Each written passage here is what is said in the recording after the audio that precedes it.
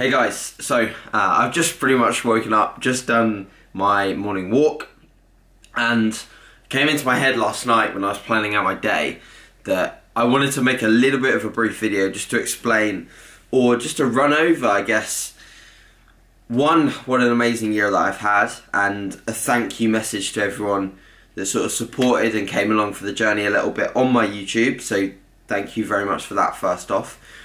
And secondly, I wanted to sort of cover the idea of what did I actually learn and what can I take away from this year. So I think the main thing that I've learnt this year is the value of being a little selfish. Now, in the past, with my business, with my job, I'd be someone that would be inclined to just say yes to everything. And whilst that was amazing because it allowed me to do a lot of things, it allowed me to work with a lot of people, and it obviously allowed me to expand my business, it definitely detracted from my time and from my enjoyment. And the resentment of previous jobs, the resentment of what I did, started to grow. And what I realised this year is halfway through the year I was like, I'm actually going to be a little bit selfish here. I'm going to allow myself more of my time. I'm going to make my training time a time where the phone goes away and I just concentrate on my training and not sort of responding to clients or responding to an email inquiry, which I do in the past. And the result of this has been a far happier version of myself. Putting myself first just a little bit in certain aspects of the day and life in general, with more travel, etc., has allowed me to certainly be a lot happier. So that's one of the things that I've certainly learned. At the start of the year, I had some elements of adversity and people in my life that weren't meant to be there, and that sort of got out quite quickly. And so what I learned from that is that be your circle. If your circle is very, very small, if your friendship network is only a few people, that can be way better than having a large network of friends. The majority of them are either bitchy, backstabbing, or shouldn't be there. They will hold you back. You should surround yourself, and what I learned this year by surrounding myself with certain people who know who they are. Surround yourself with people that want to work as hard as you and that are lifting you up, not bringing you down. Loads of people say this, so it's nothing new, it's nothing novel, but the idea is that you really are the sum of the people that you surround yourself with. If you surround yourself with people that are not moving, that are negative, that bring you down, that don't have any positivity going on, you will be that person. You will slowly warp into that negative mindset where people just don't want to expand and don't want to grow. And that's frustrating for people that want to work hard. It really is. And trust me, I've been there, I've done that. I think another thing that I learned this year is seeing what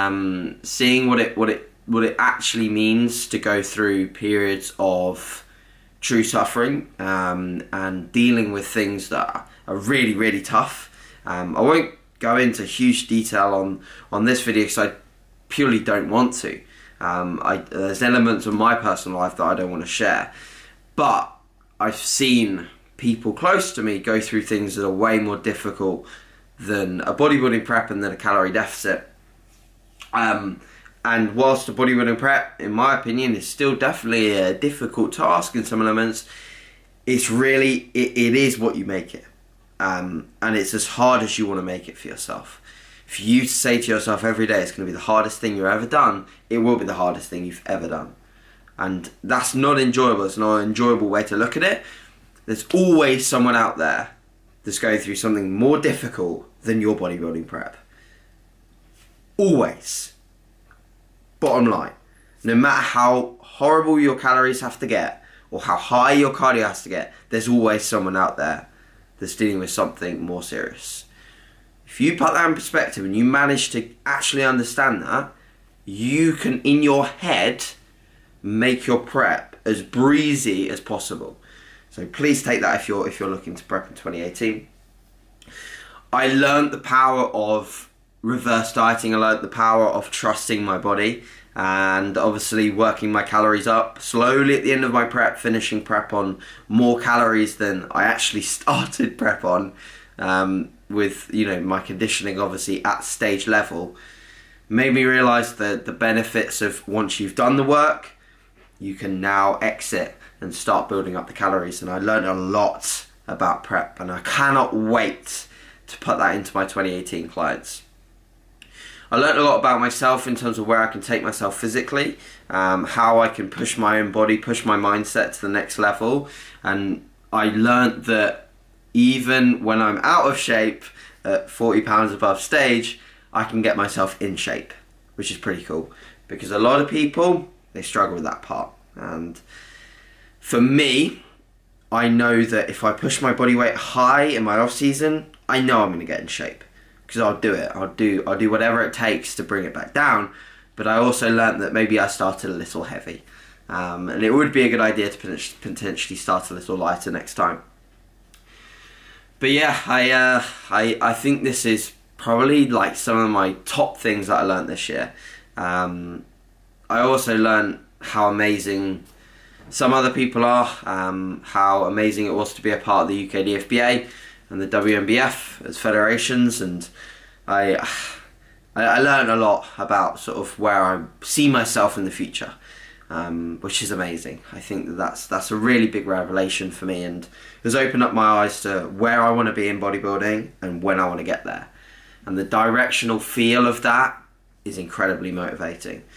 And I cannot wait to share that process and that journey with you guys. So thank you so much for your support. Thank you so much for being a part of this. Here's to an amazing 2018, and we'll speak soon. Cheers, guys.